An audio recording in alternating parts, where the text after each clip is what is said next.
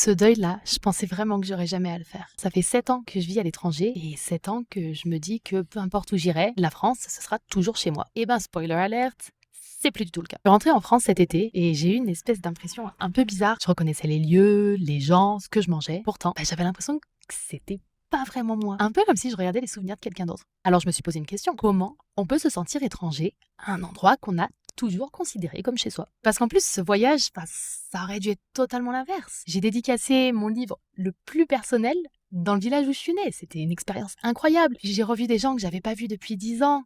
Je suis allée à des lieux que je connais par cœur. J'ai remangé les plats de mon enfance. Pourtant, j'avais l'impression d'être de passage. C'est un peu comme si je vivais la vie d'une autre version de moi. Et cerise sur le gâteau, au bout de 2 semaines, j'étais fatiguée et je me suis dit, je rentrerai bien chez moi.